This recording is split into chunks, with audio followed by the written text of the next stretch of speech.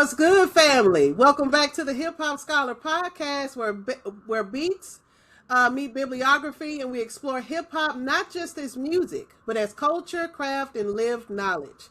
Today's conversation is one that I've been genuinely looking forward to because my guest represents a side of hip hop that doesn't always get the spotlight. The builders, the thinkers, the ones who understand that the music starts long before the mic turns on. I'm honored to welcome AG, the Genius Child, an artist, producer, and engineer whose work reflects intention at every level. His music carries the weight of Southern roots and the influence of movement, Louisiana Foundation, Houston sensibility, and LA experimentation, all coming together in a sound that's layered, disciplined, and self-directed. What stands out about AG's music is the process. You can hear it in the way the drums knock without rushing, and how the bass sits heavy but controlled, and in how the vocals live inside the mix of floating above it, instead of floating above it. His records feel constructed, not just performed, reminding us that production itself is a form of storytelling. So in an era where speed often replaces substance, AG, the Genius Child, moves very differently. He embodies the independent hip-hop ethic, creative control, sonic ownership, and an understanding that music is both personal archive and cultural record.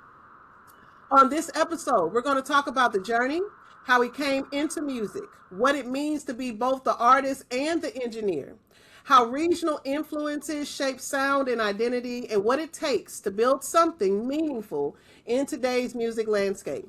So if you care about how hip hop is made, not just how it sounds, this conversation is for you. So I have the honor of welcoming AG, the Genius Child, to the Hip Hop Scholar Podcast. There you go.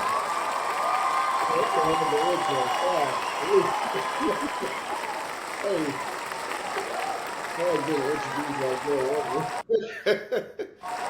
a scholar for real. There we go. You're a Yeah, we scholar. gotta give flowers, of course. As you are, sir. Of course, we appreciate you. We give the flowers. We want to start that way because of your contributions to hip hop. You know, they don't go unnoticed, and we want you to feel seen and heard and appreciated as well as celebrated today. Yeah, for sure. I appreciate that for sure. Yeah, it's nice. Yeah, nice intro. Oh, thank you so much. Thank you so much. Well, you definitely have to introduce yourself with the first question that I ask all of my artists, everyone who's involved with hip hop music altogether. When for you did you fall in love with hip hop? What was that and when was that? Take us down memory lane. For me, when I fell in love with hip hop, it's like, I know he ain't on everybody, good list right now, but it was two albums. It was Blueprint 3 by Jay-Z, and it was College Dropout. That's when I decided that, hey, I'm going to go for this, because I had already started making beats a little bit by then, but I wasn't fully into it. But after them albums, after I wore them out, and just like that, those two albums was very, very influential, and pretty much the reason I started making beats. For real. I would fall asleep on the floor with the CD player with my headphones, running that College Dropout back to back to back. Especially that last song where he pretty much ran down the story of how he got on. Mm-hmm. I think it's called Last Call or something. Last Call, yes it is. Mm-hmm. And with just hearing the sonics and like that on that Blueprint album, I was like, God, like I was just starting to learn how to sample, and it's just like with Just Blaze and Kanye and Pink and like Timberland did on that album was like amazing, like mind blowing in a sense, like. Yeah, So that you was had, then.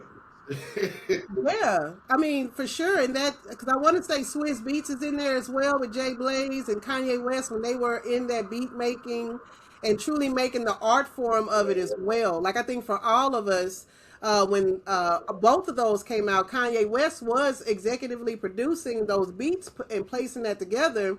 which helped him to actually, produce his own albums and go on his solo trip as well. So, as a beat maker, and so you hearing those beats and your story, it reminds me of like on Straight Outta Compton when they introduced Dr. Dre and he's on the floor with those Yeah. headphones. Was that like that for you?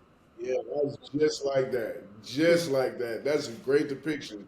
Because I was just like zoned out and just like, in the midst of everything, was going on with like, but not really like just that's how I would get away. Like, what I mean? I come from like a family that didn't really, we had what we needed, it wasn't like luxurious. It wasn't, we had a lot of broke days, but it was like I was zoned out and like just think about what I wanted to do, how I wanted to approach it. Like, damn, how can I get this good and make my beat sound like this? So yeah, it's definitely an outlet. Just like on Straight Outta Compton when Dr. Dre was just getting lost in the music, just Right. like that. And then for you, Yep. so it's not just the lyrics for you. It's like every accompaniment that goes along with that. So when you listen to the music, are you actually seeing these beats? Are you having these moods or these colors? Like, what is the experience for a beat maker, an engineer, sound engineer? What is it for you when you hear these different beats and techniques together and separate? Like, talk to us about what happens in your brain when you listen to something like that. When I listen to something like, let's see, what's my favorite beat from when I first heard Through the Wire? It's just the way he turned already a song that was already made, the Hmm. way he turned it into like another like waveform, almost like another feeling.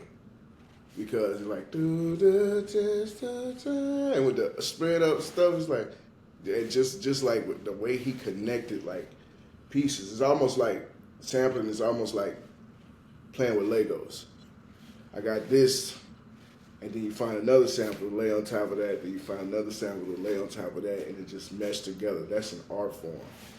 That's a true art form, and people don't understand that. Like it's like you said, seeing colors, seeing sounds, and I just was listening how he put these different samples together because he's pulling samples from different records. It ain't just like one record. He'll pull the drums from one record, pull the instruments from another record. It's crazy. And I was just super amazed by that, and I was like, I gotta get this good. You know what I mean? So, yeah. And that goes along with what we were saying before about critical thinking, right? To go into that because for us, for those of us who aren't that savvy in hearing that, a lot of some posts will have us to kind of go backwards. Like we hear it from where he has it, the song that we know, and then they have to like subtract and help us to hear all the different layers that are placed into that music. And that's something that is not easy, but also like you said, not as appreciated. The lyrics are there, and we appreciate great lyrics. Like Through the Wire, I mean, for him to be rapping with his mouth wired Yeah. shut, Mouth wire, you know what I'm saying? yeah. Yeah. So Mouth he, wire, so all that. the most uncomfortable Hold on, you situation breaking up. rapping with your mouth wired and then coming with this beat, this melody that is really like an R&B track at first, but then you put in the beats, you're putting in all these different things like so for you, the genius child. So for you, Mm-hmm. I want to talk about you and your process in making the music, right? We can definitely give honor to, Kanye, Swizz, all the different producers over the years and even the ones that are upcoming, right? We want to give those flowers, but for you, Yeah. let's start with not only your name, but also your inspiration. What is genius in your name? Give us the context of that with your name and how does that show up in your music and your process? Yeah. All right. So Genius, when I first graduated high school, that's when my last year, my senior year of high school, I started making beats. And then me and my family, we moved from New Roads, Louisiana to to Austin, Texas. and I was already kind of good, and I was starting to work the local scene in Austin, Texas. And shout out to my dogs in Austin, Texas, Dirty Dan, my boy Dirty J. Like I was making beats. Austin, Texas was the first place I sold beats because Dirty Dan. I don't know how we met. I was just going to some local like thing, and I met him, and I started playing beats for him and stuff. And he was Mm-hmm. like, man, because I was 17 at the time, and he was like, man, like how you're a genius, man. I was like, oh man, I might have to run with that. So they start calling me G Child because I was so young. Mm-hmm. And it's like, man, you so good at making beats already. It's like you're a genius child. It was like I started going with AG to G Child, and it really came from him like stamping that because he was the first one to put his money where his mouth was. It's like, man, I want to buy these. Let's go. I think I might have sold like 3 beats to her for like 175. It was just something, but I felt good after that. I was like, oh Lord, like all right, well, cool. I'm an AG the Genius Child now, like you know what I mean. So it has just been that way for this whole time. So when and how I bring it into music, like I kind of like I don't never force nothing. I just let it the flow, the rhythm guide me. You know what I mean? If it don't like I'm not finna make something like I said, it's like putting Lego pieces together. Like I'm not finna try to put a piece that don't fit on top of something. You know what I mean? And it's very Mm-hmm. like effortless and and seamless. So yeah, that's pretty much how I flow with it because it'll be the true form of what's going on or the true inspiration of what's going on, just like unfiltered, unlike forced. You get what I'm saying? Exactly. That fits the definition of a genius. Like you are born with this gift of thought, where you can think and Yeah. critically think at these levels, where you're learning and able to synthesize in rapid time. So, with Mm-hmm. would you say his name was Dirty Dan? Shout out to Dirty Dan in Austin, Texas. Dirty Dan, shout out to Dirty Dan. Yeah. Okay, and so Dirty Dan. also with Yeah. Yeah. because with that Yeah. inspiration, Yeah. that was taking your your not just the levels in which you were already placing that together, but your confidence, right? To get that confidence and that stamp of approval from someone that is listening, can hear you grow from it. That's everything, and everyone should have a Dirty Dan in their camp that not only supports Yeah. but pays that price, right? Not trying to get a hookup, not trying to get a discount, but to pay you your worth and your value. So that being your first time getting paid for that, how did that feel?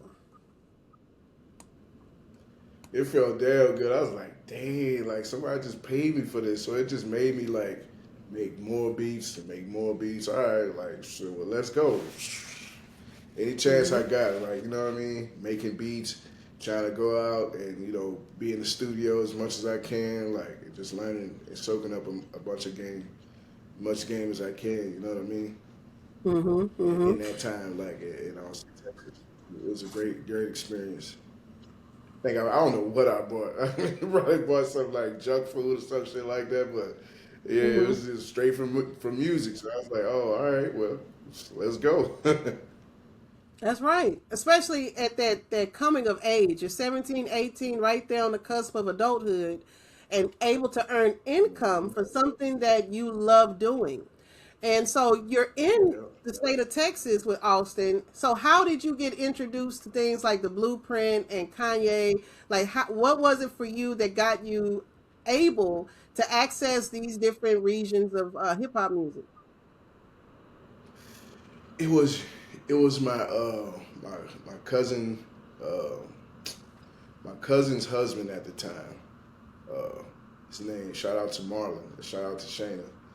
My cousin Shayna, she had a husband at the time named Marlon, and he knew I was interested in beats, and that was another person that was just like, listen to this, listen to that, listen to that. He put me on Kanye. He put me on, and when I listened to Kanye Dropout album, the Dropout came out after Blueprint, I think. And so I went back to the Blueprint. I just fell in love with both of them records. It's just like people around me noticing I got a talent and they just trying to feed me different things. Like, look, listen to this. Like, you know what I mean? So Mm-hmm. it's just me being open to different concepts and stuff like that. But I always was like, I was always really big on like, I love Louisiana music, but I always was big on like outside hip hop as well, like Mm-hmm. Biggie and like Tupac and like my uncle Brian. Shout out to my uncle Brian. I always tell him the first rap album I ever heard was in his truck. He was one of them dudes that always had a sound system, and he was playing Snoop Dogg Doggy Style. Changed Mm-hmm. my life forever. So we always laugh at that. But it was a serious thing. That's when I first like started listening to hip hop back then. You know what I mean? So I always been involved. I come from a family of like musicians, like my uncle Brian with the with the bass in his truck and stuff. He played drums all his life. My mom could sing. Let's see, I had uncles that my great uncle he played the trumpet. My mom's brother, my direct uncle, he played keyboard, trumpet, different things like that. So it's just always been around that. So Mm-hmm. and I think that's what embodies the genius child side to it too. Because as a kid, I was being molded without even knowing I was being molded. You get what I'm saying? And then when I Yeah. got to high school and I discovered another shout out to I was really serious about basketball. When I say I was really serious about basketball in high school, it was like I thought I was going to the NBA. But one day after practice, the coach's son, shout out to Coach Hurst and Anthony Jr. Uh, he put me on FL Studio, and I was like, "What is this?" It was like my mind exploded. He's Mm-hmm. like, "Man, check this out." Put a beat together. I was like, "What?" I was like, Mm-hmm. "How much does that cost?" Like this and that. So I was in the crack version of FL Studio for a while because I ain't had no money. But it just blew my mind. I was like, and I think after he got off it and he showed me how to do it once, I sat there for the remainder of the time we was at the coach's house. Like the whole team was there, and the other guys started leaving, and they was in the back playing video games, and I was just like mesmerized. It's like I think I dropped basketball that summer. I dropped video games. I had a PlayStation. I ain't bought another system since because this is what I'm doing. Mm-hmm. So it's Mm-hmm. that serious. I was upset. Hmm. That's awesome. That's such an awesome story because again, your great uncle, your uncle, your mother, and everybody playing instruments, using their voices as instrumentations, and then you're still getting involved with the community. It was the village essentially is Yeah. raising you in this music. Did you learn to play any instruments growing up too? Nah, nah. I was so like well in junior high at my school. I played the trumpet for a little bit, but I think my grades got bad, and my mom and dad took me out. Okay. So that's when I started like really getting serious about basketball. But I wish I would have. Like I could play a little keyboard by ear, but now I can't play any instruments or anything like that. I could just I know it sounds good. I know how to make it happen. So you know what I mean? Well, since we're having this conversation, let's look at it rhetorically. So, as a sound engineer, where you're putting together different sounds and different melodies and tempos and all, wouldn't that be some type of instrumentation? Do you think that that would count as playing an instrument? Like if someone were to play the piano, you could argue and say, "Well, I'm a DJ," and that's piano plus Yeah, trumpet yeah. and everything. Could that be an argument?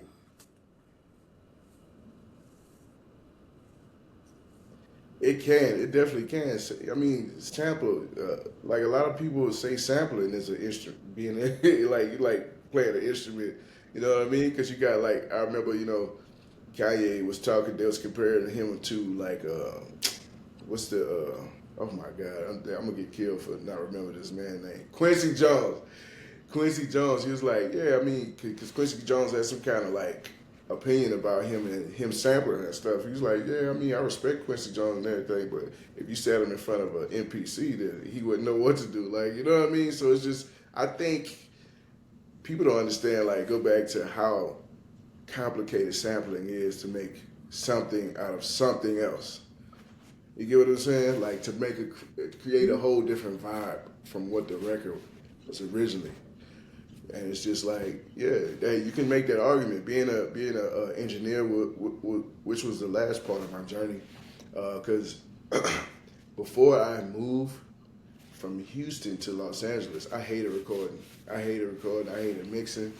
But when I went to Los Angeles, I started to work for a studio. Shout out to Pink House Productions, my homeboy CJ, his brother Aaron, and all them.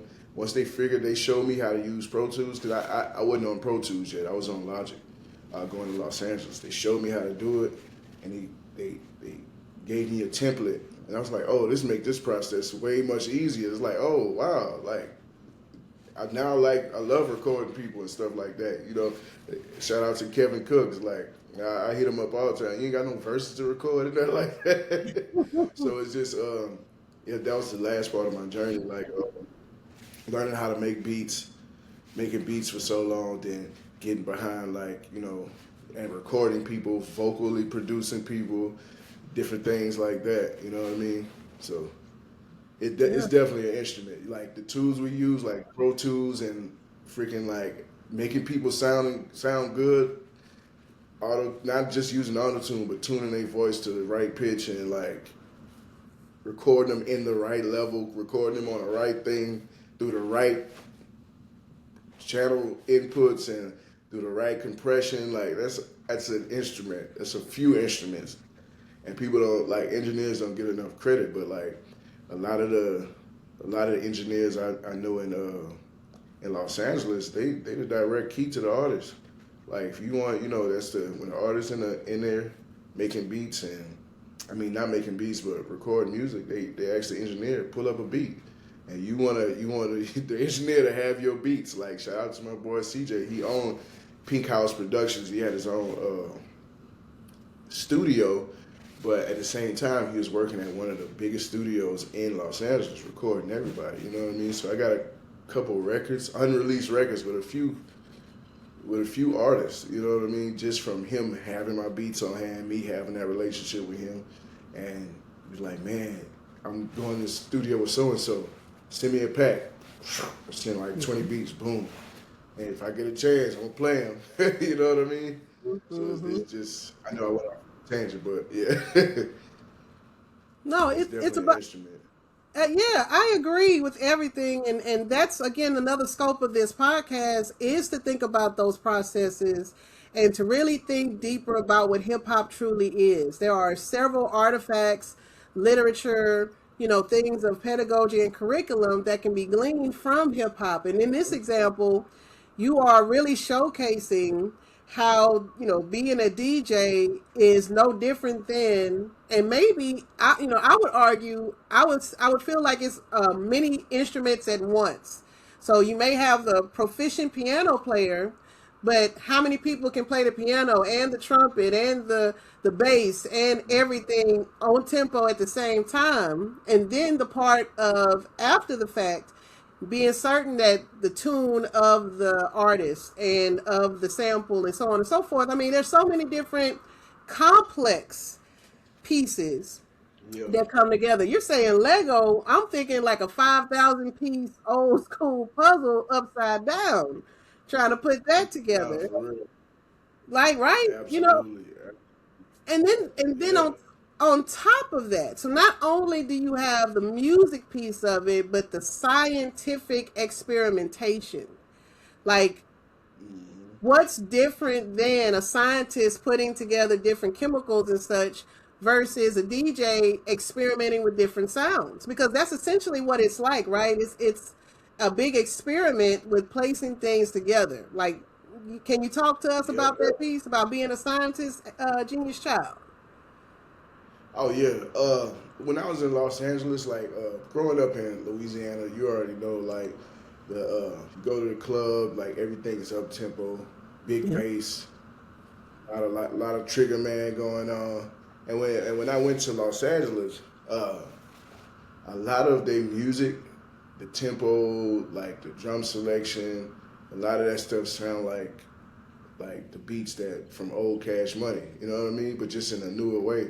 So when I was out there, I was like, all right, well, we on that same tempo. I'm gonna try to take what I grew up with and mesh it with like some drums and like from Cali, throw some Trigger Man in there, throw some like samples that we use a lot as Louisiana artists and producers into that mix.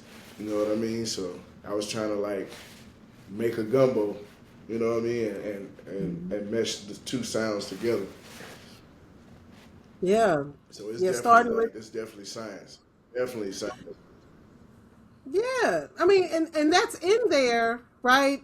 And I appreciate you talking that to our audience because it needs to be recognized and respected as such. Much respect. I Yeah, adore how you're giving shout outs to every single person because all of that having a village of people that have their own, like the coach's son showed you this, and then your cousin's husband introduced you to this, and you never forgot those pieces and how you were able to amalgamate them into being the producer that you are now. And that's so important. Having the village, but also being that student that is there to listen yeah, and to learn at every facet of it. So, that's it's so important for us that are seasoned into the hip hop game and even those that are coming and being introduced to it, right? We have many new generations of hip hop listeners and people that adore hip hop. But talk to us about when you create a beat, for whatever artist, what do you hope that the audience hears beneath the beats? Like, what message are you placing in that beat that somebody who really is tuned to it is going to hear more than just the beat and the bass? What do you want them to hear? uh, it depends on what the driver of the car wants them to hear. You get what I'm saying?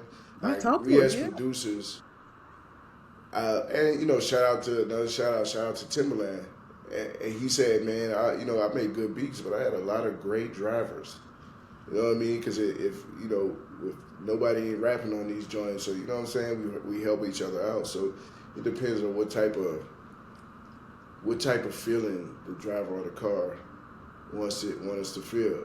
You know what I mean? So we got the driver of the car. You could think of the beat as just like the the airbags, the when you like what they call that, like the shocks. You know what I mean? Like you want to keep them like in the pocket. Let's keep this feeling going. Let's make sure that bass hitting them in their back, kicking them in their back, or make sure the snare popping them in the back of their neck. You know what I mean? And Mm-hmm. just as long as we got that, and they like in a zone, and you can convey whatever like message. It ain't just about me as a producer. It's just it ain't just about what I want them to feel. It's how can I compliment what this person's saying. You know what I mean? So it's just is how can we mesh this together and keep this on, keep this thing going, or have them wanna, oh man, let's put that on repeat. You get what I'm saying? Yeah. It's just that different things I like to throw in beats. It's just a subtle different changes, switch ups and stuff like that. That's Mm-hmm. it. That's pretty much it. Well, you're saying that's pretty much it, but it's still more to that because again, where we're from, It is. you know, It is more to it. yeah. So I'm trying to break this down methodically for people like myself because you're like, oh yeah, it's so easy. But wait a minute, hold on, Yeah. because where we're from, there's the formula of that New Orleans bounce that a lot of Mm-hmm. music can emulate, right? And even Yeah. nowadays, there's a formula of using sounds for lyrics that is being replicated, right? And which goes to kind of talk about how this generation is definitely different from a former generation where being independent, bringing in your sound is so important. So with that, again, when you're talking, you're not saying, "Oh yeah, 2 plus 2 equals 4." Like at no point does Yeah. it seem like that because it looks like, as I'm looking at you, it looks like you're listening to music now. Like there's music points coming in your head and you're like, yeah, of course. When I put this song together and you're like actively listening to something without hearing anything because that's how your mind is working, is that your mind is like going off of beats and then hearing beats when there is none, right? So Yeah. I want for my audience and I want for you to also be seen and heard that when you say something is like, yeah, just like that, it's like, no, the rest of us need a textbook, a workbook, probably another lecture or two on what exactly it is that you're talking about. Because, you know, that genius label, and the more you talk, the more it's like, oh, yeah, that fits Yeah. poignantly because you got to be a genius in order to be able to hear and put all that together. Sincerely so. And you know, I just had this epiphany. It's kind of like, I don't know if you big into scary movies, but kind of like having a shining. You get what I'm saying? It's just like I'm always thinking in rhythms. You get what I'm saying? Mm-hmm. I'm always thinking in rhythms. Even when I put my baby down to sleep at night and I'm patting her back, I have to pat her to the music. We play like little, twinkle twinkle little star kind of bell Mm-hmm. chimes type music while she sleeps at night. And when I'm patting her to sleep, I have to be on beat.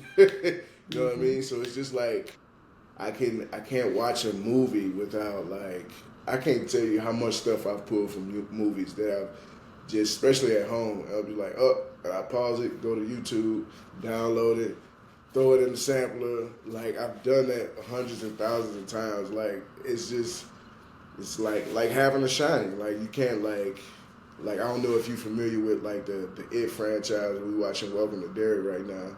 But Mm-hmm. one of the characters had a shining. His name Dick Halloran, and he was like he would see like deceased people all the time, and it's kind of like that.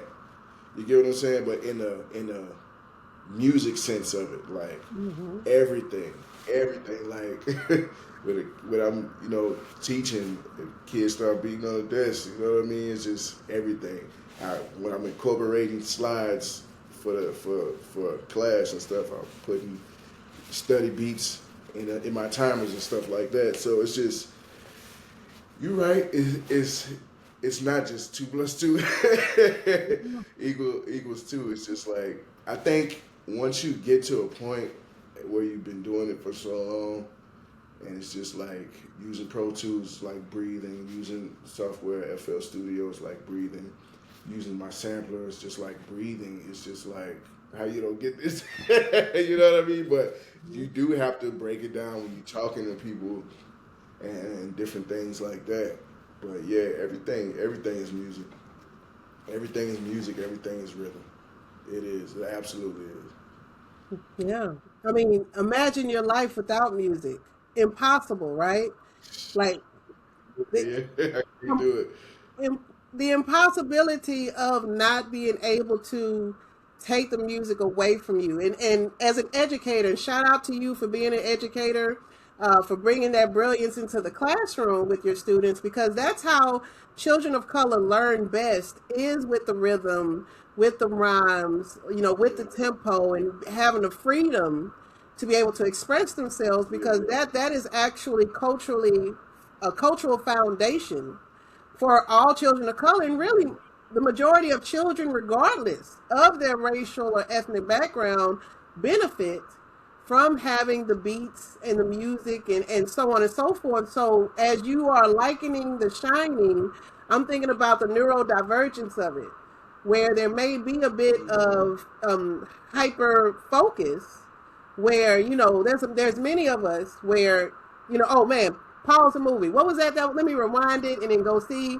I'm the parent of a child with autism. As I learned my own neurodivergence and then seeing it in others, it's a superpower. I tell that to my students all the time because the way you explain it, AG, it has allowed you to build and to grow and to be this person that creates this amazing music, right? And I'm going to have the links and everything in every clip and on this full episode, but also being able to teach others right? To showcase that, like you were just saying about, this person's in a driver's seat.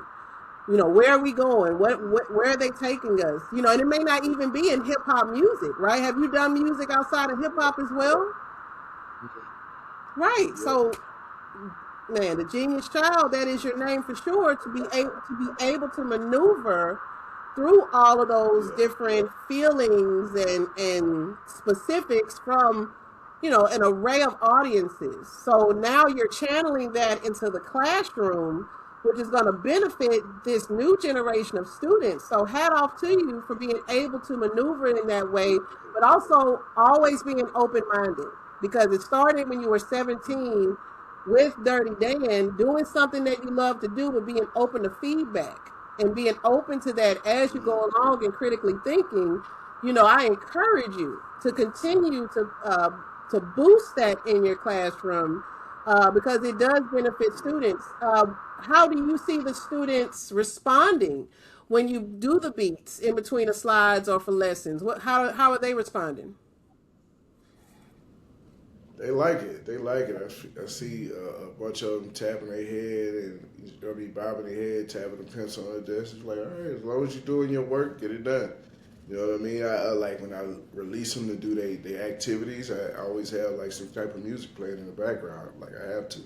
You know what I mean? And I think I do it for me as well, because it's just like I don't want to be in a quiet classroom unless we taking a test or something like that. Then we take the test and it has to be like silence. But when we like going through the lesson, I'm walking around helping students and redirecting.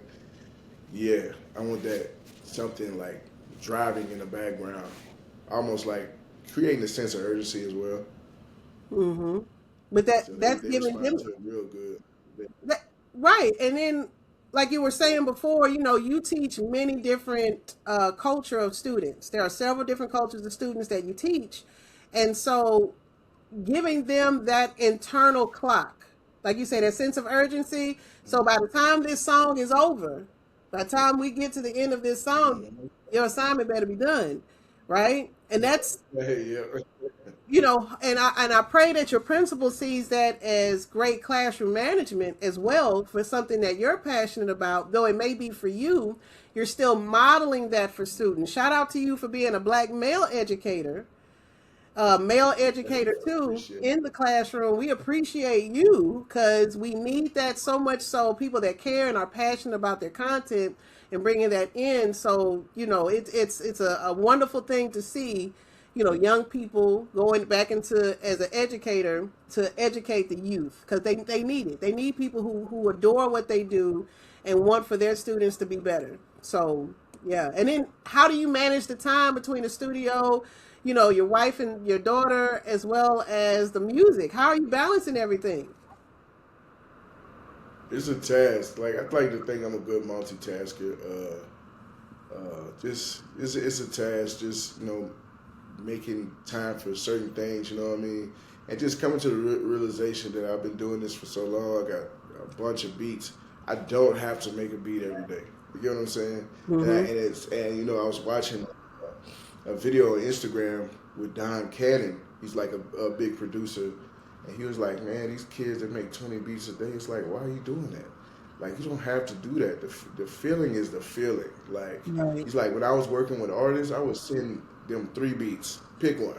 You know what I mean? So it's just, I really appreciated that, because like sometimes as producers, like in older in age, like we feel like if we ain't putting a certain output together every day, then we feel like we ain't doing nothing. But this stuff take time, especially good stuff. You know what I mean?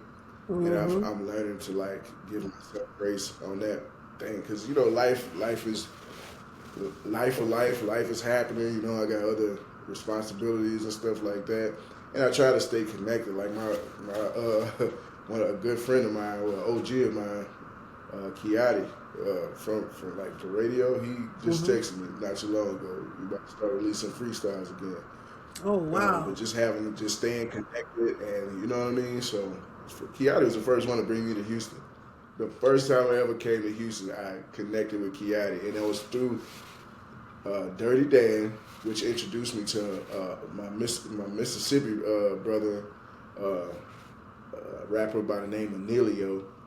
And Nilio was in contact with Kiati, and when I was 17, Kiati came to Austin. I met him and started playing beats for him, and he asked my mom and dad if I could come with him, like to Dallas. And that man took me to Dallas. I was 17. I was like, oh man, we went to Dallas. Then we went to Houston. I got to see his grind and how he worked. We was in the studio and stuff. Brought me to Houston for the first time. I was like, yo, like what, like what am I? This is crazy. As a 17-year-old kid. So this many years later, I'm still in contact with him and just going to his events and stuff. Like we be putting stuff together, going to the studio. Like his latest freestyle I did the beat for on Instagram, got a bunch of views. Like I think it's like his highest viewed one. But so we got some stuff in the works and stuff like that. So just staying connected, I think that's the real important things. Like you don't have to make 20 beats a day. Just stay connected, and even if you like cut up a couple samples and just leave it alone and just come back to it, because it's okay to like. You don't have to finish the beat in that moment. You go live life, like the Kendrick Lamar effect. You know what I mean? It's like we're not gonna get an album from him every year. He has to go live and experience things, and I'll be back to you. And every time he come back, he got them slaps. You know what I mean? So it's just something culture shifting. So it's just growing, getting older, and just learning how to take my time and try to enjoy life and not worry about what hadn't happened yet or this and that. Just staying connected with the people that's moving and just having that email ready. You know what I mean? And just being ready to go. It's like, because I've met a whole bunch of people in Los Angeles. I put in a bunch of work in Los Angeles. I could get a call from somebody tomorrow and be like, oh man, send me some beats right now. You know what I mean? I got so-and-so in the studio. We need some heat. Just being prepared. Just being prepared. That's it. You know what I mean? That's right.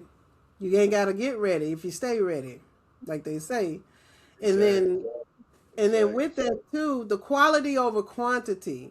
Like that is such a rooted thing that, that's a lived in thing that you start to understand that, putting in the best quality instead of having 50 of some, it's okay type things, that matters the most, especially to those that understand that, I want the best of the best, not, 20 things to select from. Yeah, exactly.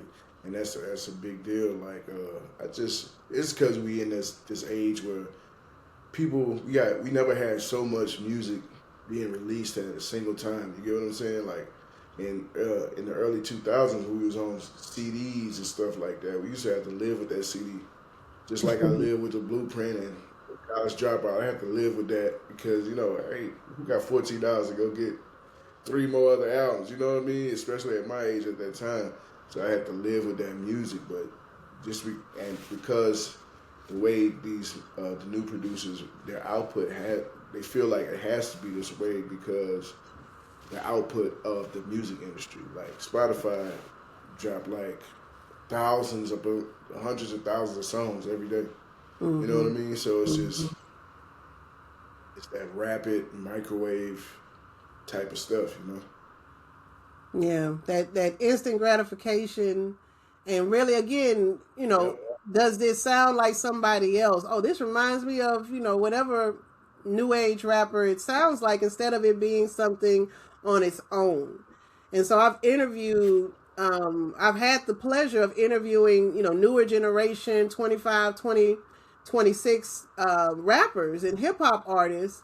And even they say the same thing about the quality of music, very different than the quality back then, where it was very independent, it was very driven, and it's unnecessary now, especially now, to not be part of a label where you have the opportunity to post music directly. You can build yourself a fan base, and turning it from artists needing the record label, where the record label really needs the artists that can promote themselves.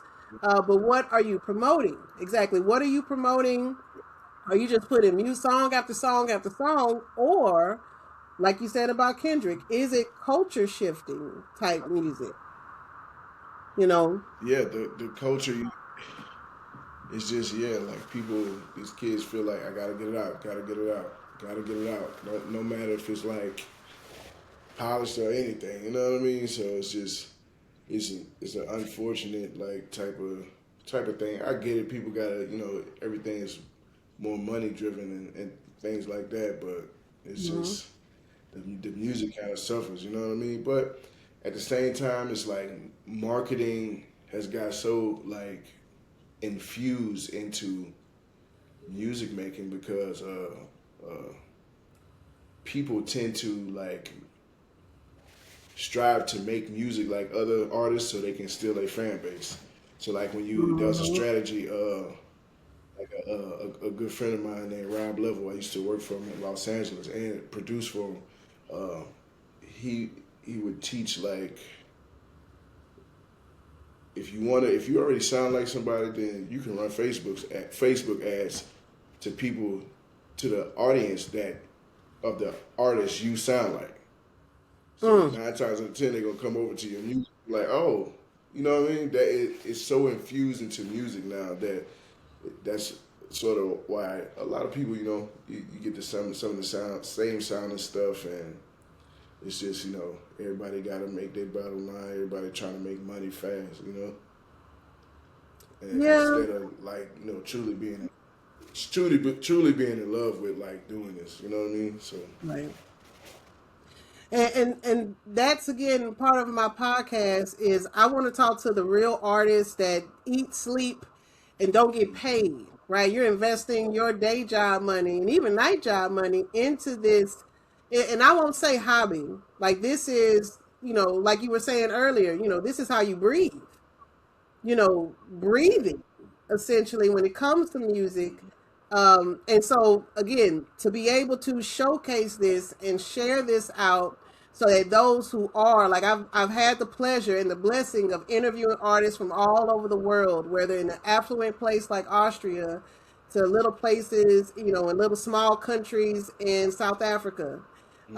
And everybody talks about hip hop with such the same passion, that is the timelessness that hip hop absolutely brings. And it was real interesting. Like the Austrian rappers I was talking about, their favorite group of all time is D12. And so everything, all the wow, music, their beats is Detroit based, all the way in Austria. yeah, But that's the cool. timelessness of the history and the reach out. D12 hasn't put out an album in a long, long time, but when I tell you they have a strong fan base in 2025, 26, and whenever they do go to Austria, like that is a number one place for them because of the quality of the music. And so keeping up with that music, especially with people like Hardbody Kiati, shout out to him because he is a celebrity here in Houston, that's very Yeah, for humble, sure. does a lot of things in the community. He does a lot of great things for students in schools. Yet he does, Yeah. like he's one of those last archives of real radio DJs that can get on the microphone. They Mm-hmm. talk real good talk, but he can get on there and put fire to that flame on that Mm-hmm. microphone too. Um, Yeah. yeah. So you are surrounded as well as being part of the greats, AG. Yeah. Yeah, that's Appreciate that. awesome. That's super awesome. I appreciate Yeah. this.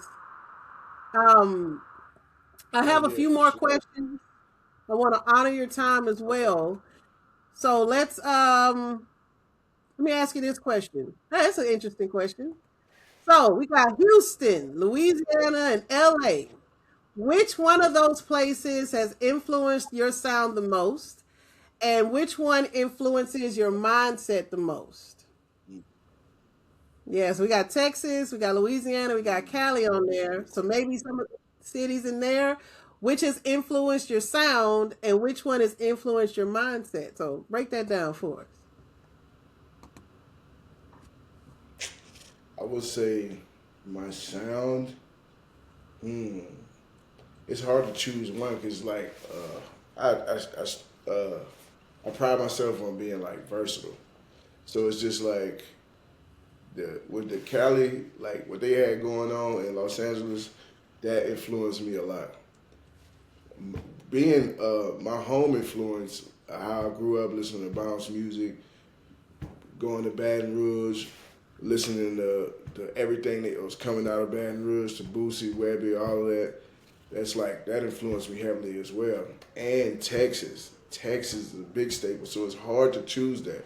So it's just like I've what I like to think is that I've combined them with Cali. I mean, with Los Angeles being the icing on top because I spent more time in Houston and Louisiana. You know what I mean? So I can't pick I can't pick for that first question. But what was the second part? So which city influenced your sound, and which one influenced your mindset the most?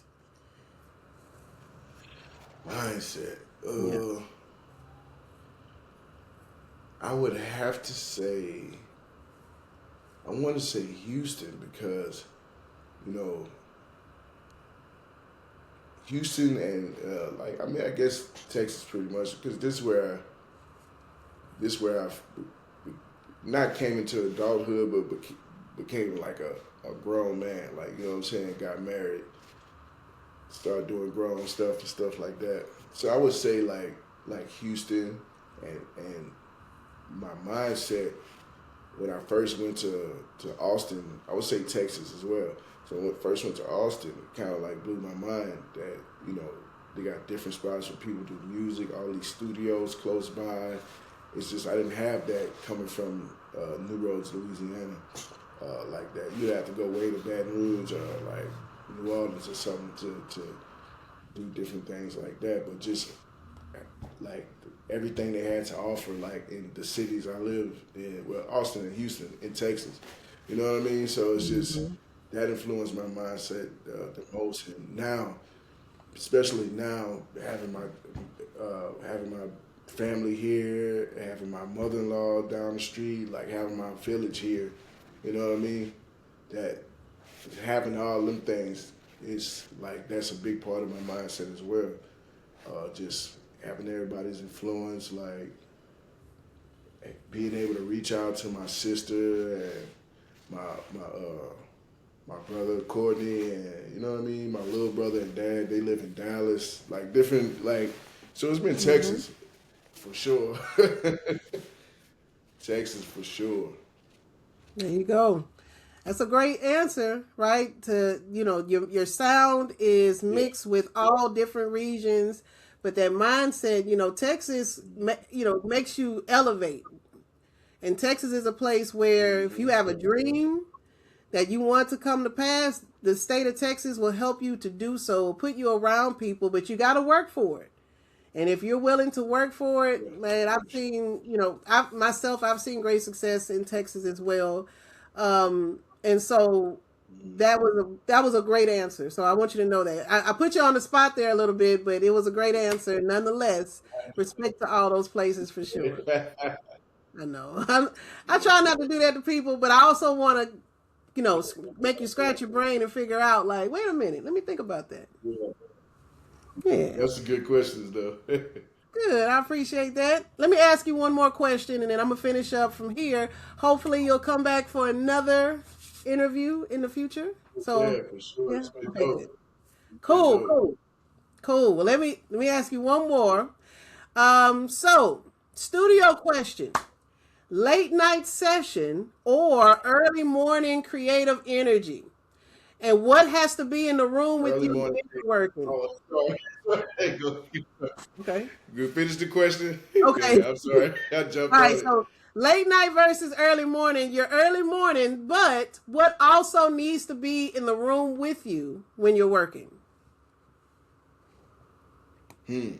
I I'm gonna go early morning Okay. because yeah, as I get older, like I be going to bed early, and the funny thing is, well, I just learned that the way Eminem does his used to do his studio time, he do it like a 9 to 5. He's like 5 o'clock, I'm out. I gotta go live life, and I'll be back in the morning.